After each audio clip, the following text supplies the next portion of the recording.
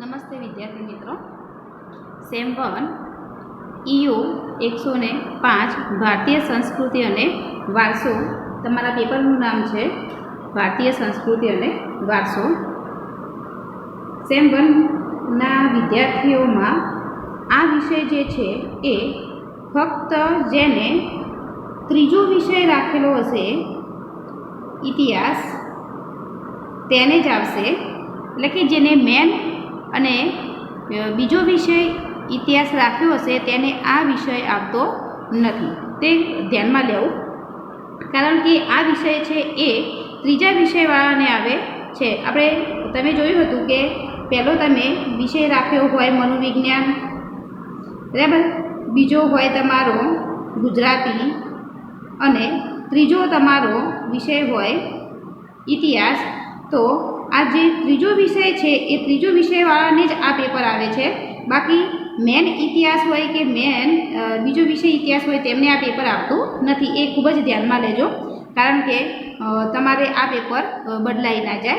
કારણ કે મેન અને બીજા વિષયવાળો એટલે કે મેન અને એફએસવાળાને બંનેને એક જ જેવું પેપર આવે છે. એટલે અદલ બદલ થઈ જાય તો વાંધો ના આવે. પરંતુ તમે જે ત્રીજો વિષય રાખ્યો છે ઇતિહાસ, એ ત્રીજો વિષયનું પેપર અલગ આવે છે. એટલે અહીંયા ત્રીજો વિષય જેને રાખ્યો છે તેને પેપરનું નામ છે ભારતીય સંસ્કૃતિનો વારસો અને તેનો કોડ નંબર છે EO 105. બરાબર. અહીંયા તમને તમારો અભ્યાસક્રમ લખાવું તો ભારતીય સંસ્કૃતિના વારસામાં એ પેપરનું નામ છે. તેમાં 3 એકમો આવે છે. એમાં એકમ 1, તેમાં પહેલો પ્રશ્ન છે તમારો ભારતીય સંસ્કૃતિના વિશિષ્ટ લક્ષણો. ભારતીય સંસ્કૃતિના વિશિષ્ટ લક્ષણો. બીજો પ્રશ્ન છે એકમ 1 મતલબ યુનિટ 1 જ થાય. બીજો પ્રશ્ન છે સિંધુ ખીણ સંસ્કૃતિ, સિંધુ ખીણની સંસ્કૃતિ કૌંસમાં લખો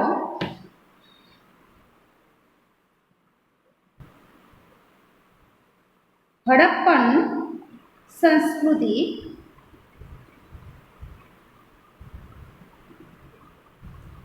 એકમ 2 એનો પહેલો પ્રશ્ન છે વૈદિક યુગનો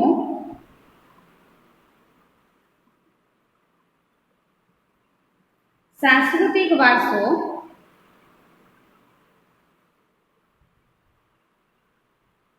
વૈદિક યુગનો સાંસ્કૃતિક વારસો. નંબર 2 મહાવીર સ્વામી નું જીવન અને કાર્યો. નંબર 3 ગૌતમ બુદ્ધનું જીવન અને કાર્યો. હવે એકમ 3 આ તમારો અભ્યાસક્રમ છે. આ અભ્યાસક્રમ જે છે એ તમારે સેમ 1માં EO 105માં આવશે. એટલે કે તમે જે ત્રીજો વિષય રાખ્યો છે એ ત્રીજા વિષયવાળાને આ પેપર આવશે અને મેન અને એફએસવાળાને આ પેપર આવતું નથી. તેના માટેના 2 પેપરો જે છે તેના વિશે આપણે આગળ ચર્ચાઓ કરી છે. જેમાં પેપર 1 છે પ્રાચીન ભારતનો ઇતિહાસ અને પેપર 2 છે આધુનિક વિશ્વનો ઇતિહાસ. એ મેન અને એફએસવાળાને આવે છે. જ્યારે આ ત્રીજો વિષય ઇતિહાસ છે સેમ 1 વાળાનો, એ ત્રીજો વિષય એ ત્રીજા વિષય જેને રાખ્યો હોય તેના માટે આ પેપર આવે છે.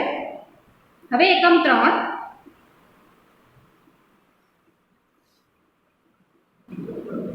મૌર્ય યુગ દરમિયાનનું, તેમાં નંબર 1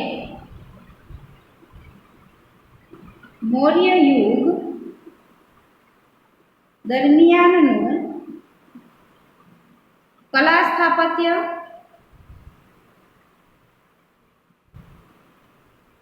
અને સંસ્કૃતિ.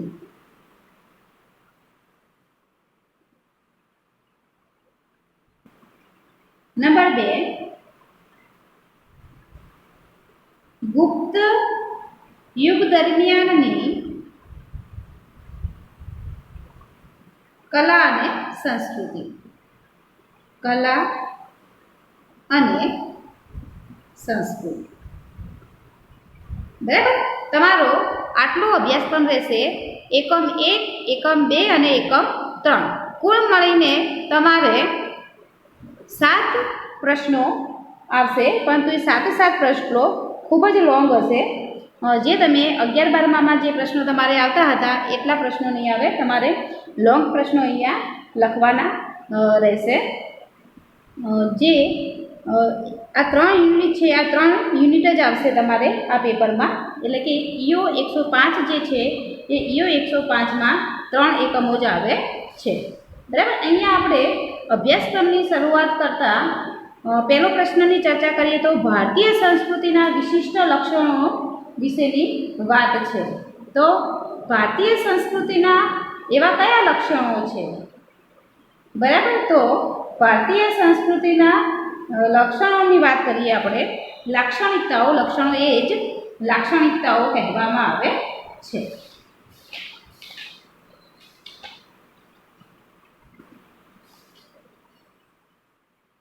તો આપણે જ્યારે આપણા ઋષિમુનિઓ વારંવાર કહે છે, એટલે કે જે પ્રાચીન સમયના જે આપણું પેપરનું નામ જ છે ભારતીય સંસ્કૃતિ અને વારસો, ને એમાં ખાસ કરીને પ્રાચીન યુગની જ વાત કરવામાં આવી છે.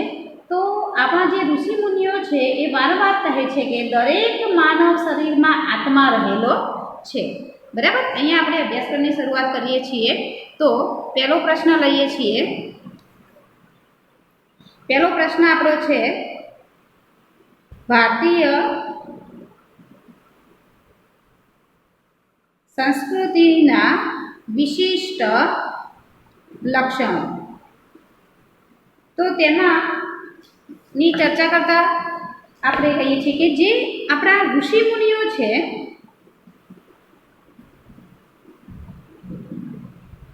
આ ઋષિમુનિઓ હંમેશા કહેતા રહે છે કે દરેક માનવ શરીરમાં આત્મા છે, અને તેથી જ માનવીનો ઉદ્દેશ આત્માની ઉન્નતિ અને કલ્યાણનો છે. બરાબર. એટલે ઋષિમુનિ એવું કહે છે કે દરેક શરીરમાં આત્મા છે અને આત્માની ઉન્નતિ માટે, તેના કલ્યાણ માટે માનવીનો જ એક ઉદ્દેશ રહેલો છે. એટલે કે માનવીનો મુખ્ય ઉદ્દેશ શું છે? તો આત્માની ઉન્નતિ અને કલ્યાણ કરવાનો છે. ઉન્નતિ અને કલ્યાણ. કારણ કે આપણે પણ ઘણી વખતે કેટલાક વ્યક્તિઓ પાસે, કોઈ સાધુઓ પાસે, કોઈ તજજ્ઞ માણસો પાસે પણ આપણે કેટલી વખતે સાંભળ્યું હશે કે માનવ શરીરમાં આત્મા છે અને આત્માની ઉન્નતિ માટે સારા કાર્યો કરવા જોઈએ, કોઈને દાન કરવું જોઈએ. બરાબર. એવું બધું આપણે સાંભળતા આવ્યા છીએ. અને ગામડામાં તો ખાસ કરીને આવા બધા ધાર્મિક કાર્યો પણ થતા રહેતા હોય છે. શહેરોમાં પણ આવા ધાર્મિક કાર્યો થતા રહેતા હોય છે. તો આ જે કાર્યો જે છે, જે લોકો કરે છે તેમના જીવન દરમિયાન, તો એ શા માટે આ કાર્યો કરે છે? તો પોતાની આત્માની ઉન્નતિ માટે એ સારા એવા કાર્યો કરતા રહેતા હોય છે. અને તેથી જ માનવી તેના જીવનમાં સાત્વિક ગુણોનો વિકાસ કરે છે. સત્તર કર્મો એટલે કે સત્ય કર્મો જે હોય કરવા પ્રેરાય છે, સદાચરણ અમલમાં મૂકે છે અને સદ્ધર્ત આચરે છે. બરાબર. એટલે આપણા જે ઋષિમુનિઓ છે, ઋષિમુનિઓ ફક્ત શા માટે કહે છે? તો માનવીએ આત્માની ઉન્નતિ માટે અને તેના કલ્યાણ કરવા માટે સત્કર્મો કરે છે, તે કરવા માટે પ્રેરાય છે. તેના મળે આવા સાત્વિક ગુણો હોય છે, સદાચરણ અમલમાં મૂકે છે પોતાના જીવનમાં અને સદ્ધર્ત આચરે છે. જો કે અંગ્રેજ એક ચિંતક છે અંગ્રેજ ચિંતકો અને ઇતિહાસકારોના કહેવા પ્રમાણે સભ્યતા શરીરના મનોવિકારોની ઘોતક છે, જ્યારે સંસ્કૃતિ એ આત્માના અભ્યુદયની પ્રક્રિયા છે.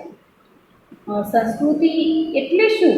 તો સંસ્કૃતિ એટલે માનવ મનનું ખેડાણ. ઘણી વખતે એવો પણ ટૂંકો પ્રશ્ન પૂછાય છે કે સંસ્કૃતિ એટલે શું?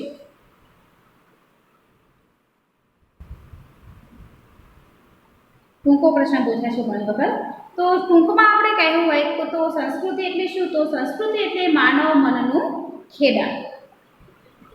માનવ મનનું ખેડાણ એટલે શું? તો સંસ્કૃતિ.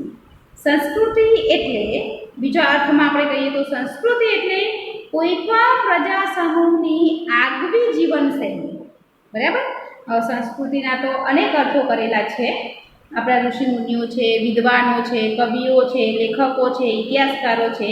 આ જે સારા વિદ્વાનો થઈ ગયા છે તેમણે સંસ્કૃતિ વિશે તો અનેક એવા વાક્યો કહેલા છે, પરંતુ સીધો અને સરળ જો અર્થ હોય તો આપણે એવું કહી શકીએ કે સંસ્કૃતિ એટલે માનવ મનનું ખેડાણ અને સંસ્કૃતિ એટલે કોઈ પણ પ્રજા સમૂહની આગવી જીવનશૈલી.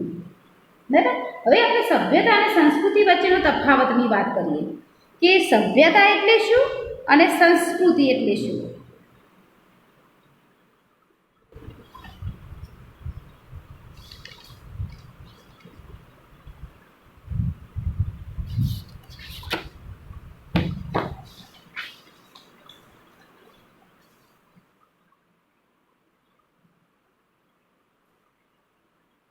અહીંયા જોઈએ આપણે સભ્યતાની વાત કરીએ અને અહીંયા સંસ્કૃતિની વાત કરીએ. તફાવત પાડીએ આપણે.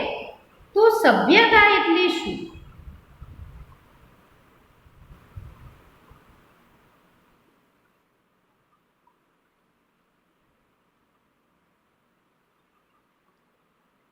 તો સભ્યતાની વાત કરીએ તો પહેલા આપણે તો સભ્યતા તો શું? તો સભ્યતા એટલે આપણે જે કાંઈ છીએ તે.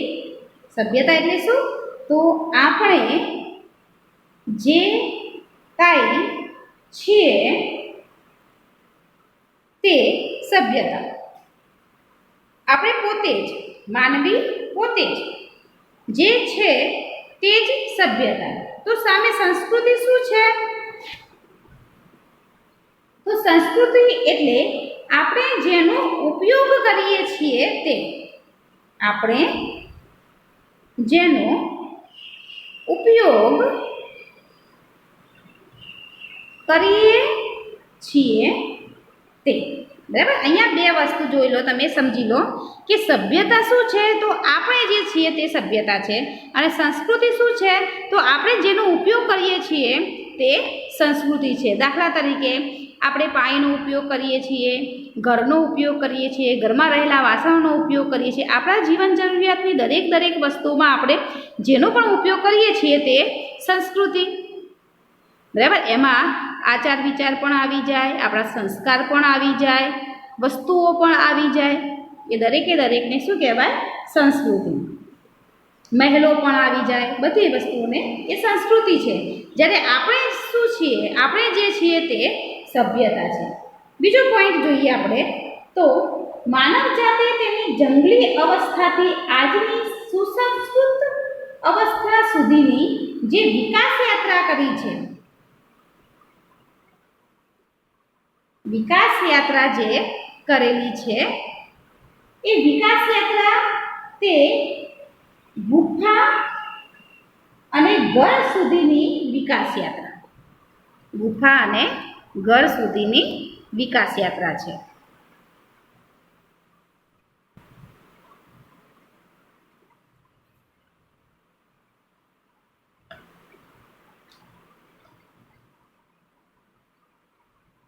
તો જે માનવ જીવનની આપણે તમે પણ 8મા 9મામાં ભણીને આવ્યા છો કે માનવ જીવનની શરૂઆત ક્યાંથી થઈ છે? તો માનવી એક પહેલાં જંગલમાં રહેતો હતો, ગુફાઓમાં રહેતો હતો અને ત્યારબાદ તે ધીરે ધીરે તેનો વિકાસ થતો ગયો અને આ વિકાસ યાત્રામાં તે અત્યારે ઘર સુધી પહોંચેલો છે. એટલે કે માનવી જંગલમાં ગુફામાં રહેતો હતો અને હવે ઘર બનાવીને રહે છે. તે તેની વિકાસ યાત્રા એટલે સભ્યતા. તો સામે સંસ્કૃતિ એટલે શું? તો સંસ્કૃતિ એ આત્માના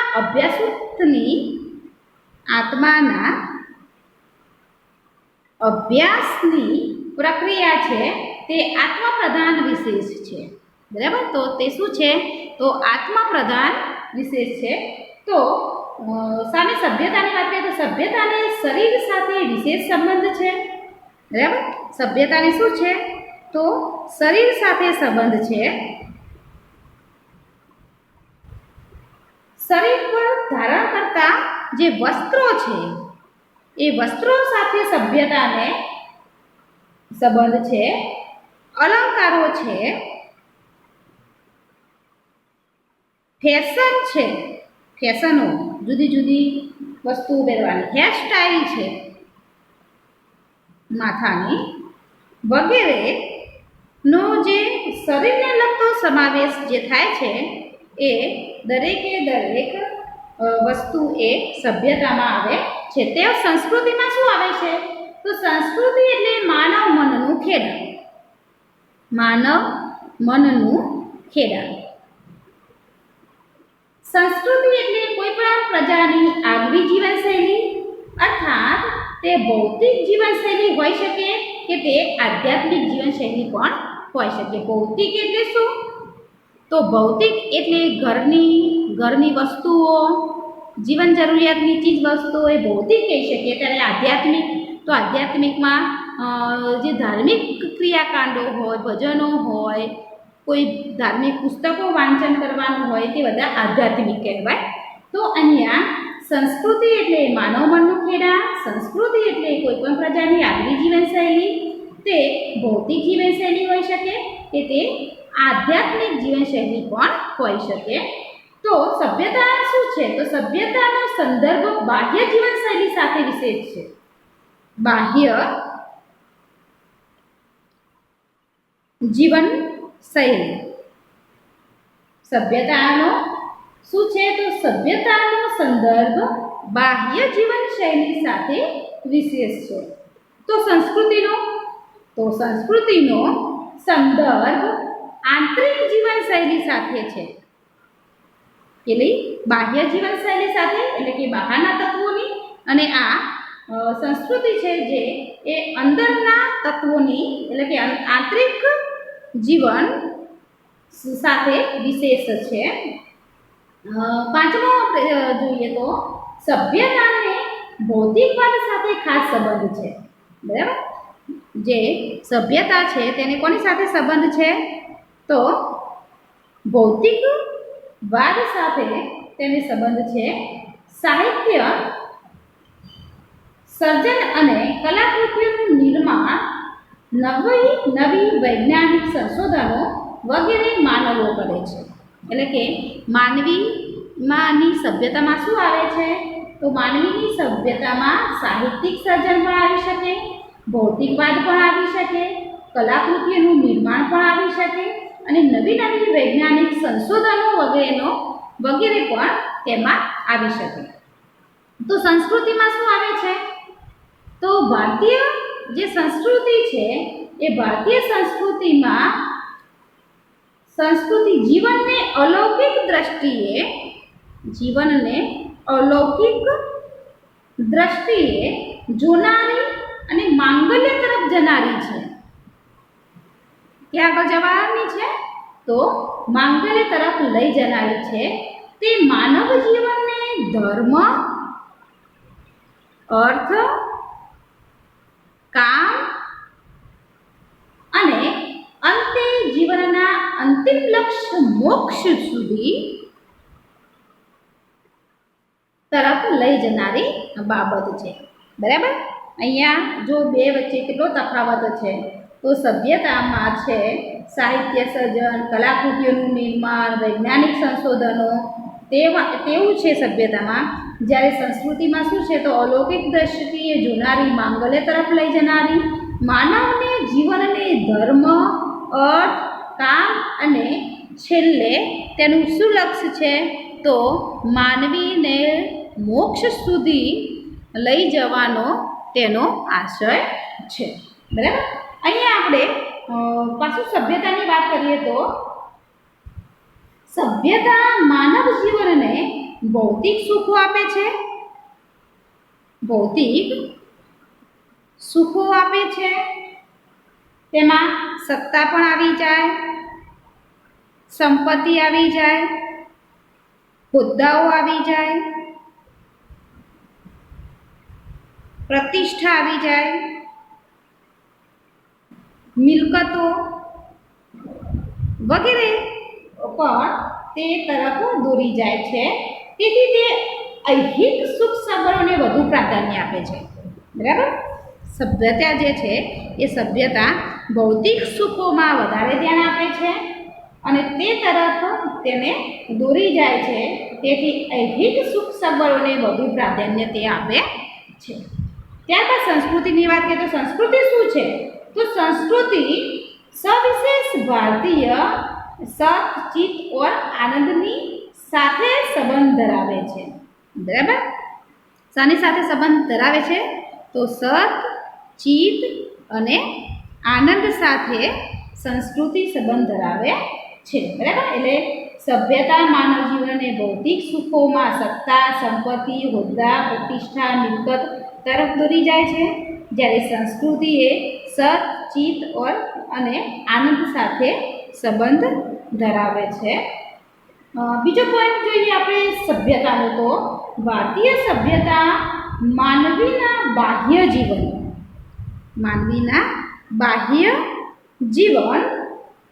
સાથે સંબંધ ધરાવે છે.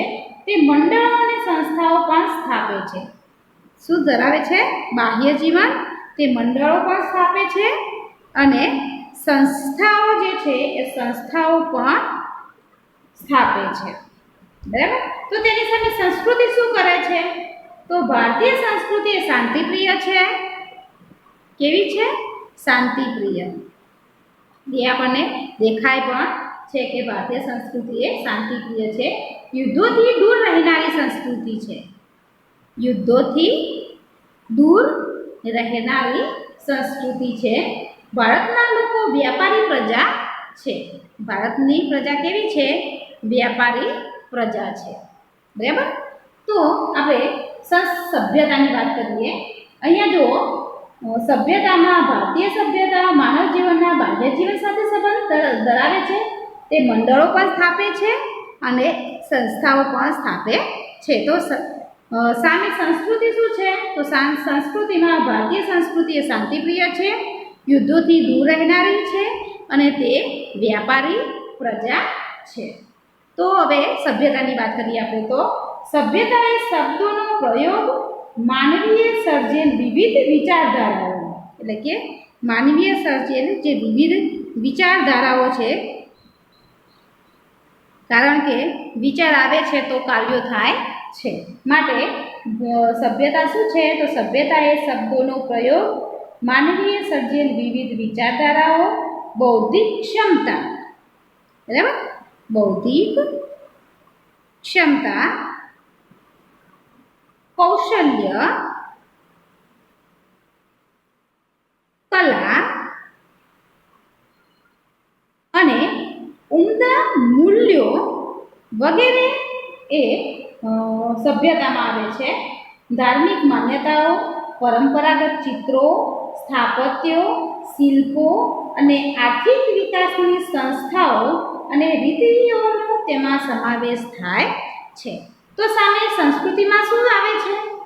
તો સંસ્કૃતિ એ સમાજમાં કાળક્રમે બદલાતા સંજોગો, બરાબર, કાળક્રમે જે સંજોગો બદલાય છે એ સંજોગો અનુસાર જીવનમાં આવતા પરિવર્તનો, એટલે કે જીવનમાં આવતા પરિવર્તનોના સુધારા, સામાજિક નીતિ રીતિ, એટલે કે આપણા સમાજની સામાજિક નીતિ અને રીતિ ઇત્યાદિ વડે ભિન્ન ભિન્ન સમાજોની સંસ્કૃતિ બને છે.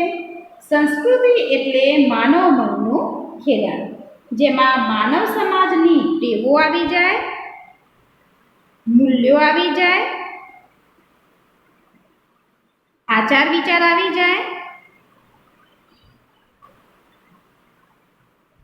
ધાર્મિક પરંપરાઓ આવી જાય, રહેણી કહેણી,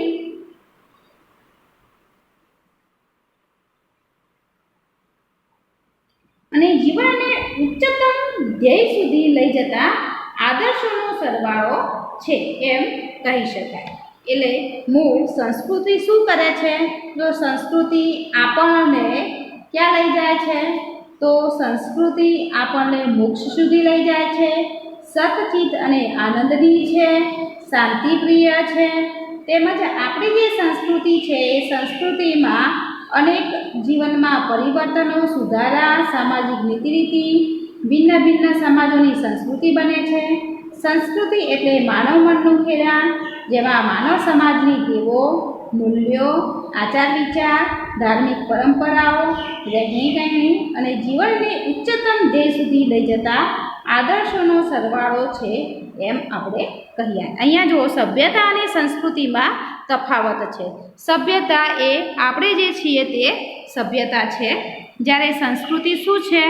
તો સંસ્કૃતિ એ આપણે ને મોક્ષ સુધી લઈ જવા માટે, આપણને આનંદ સુધી લઈ જવા માટે આપણા આદર્શોનો એક સરવાળો છે. અહીંયા બંને વચ્ચે આ તફાવત રહેલો છે.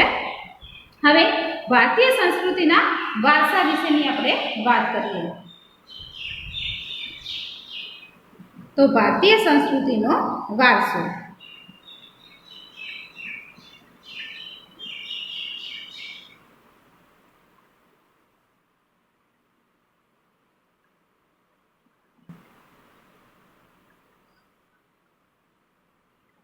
વારસો એટલે શું?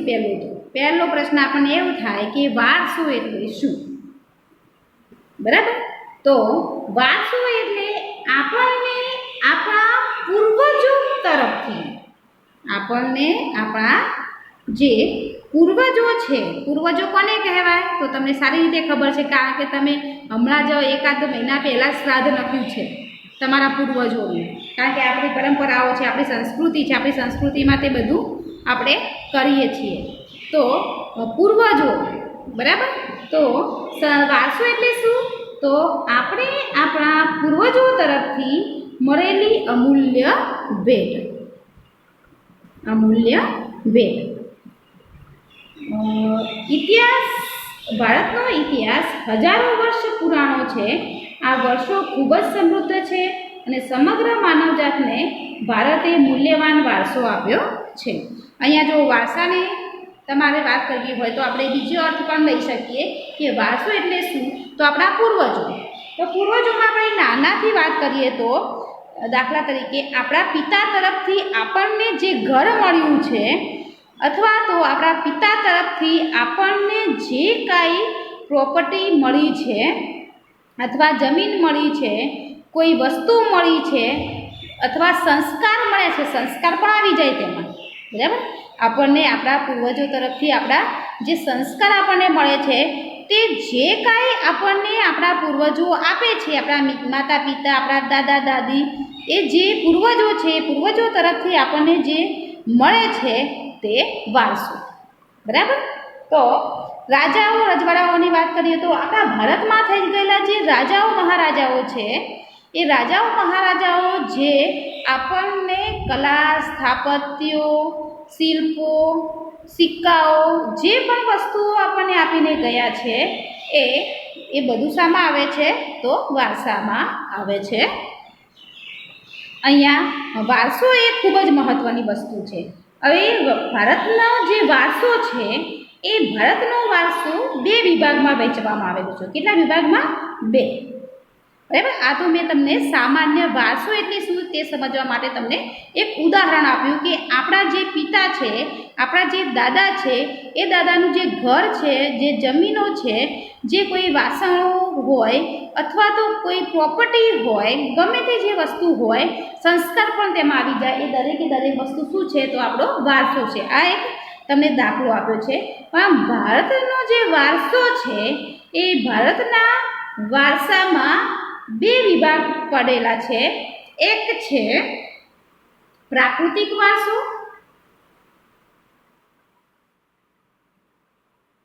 અને બીજો છે સાંસ્કૃતિક વારસો. બરાબર, અહીંયા કેટલા વિભાગો છે? તો બે વિભાગો આપણા વારસાના છે. તો આ જે બે વિભાગો છે એ બે વિભાગો વિશે આપણે નેક્સ્ટ લેક્ચરમાં ચર્ચા કરીશું.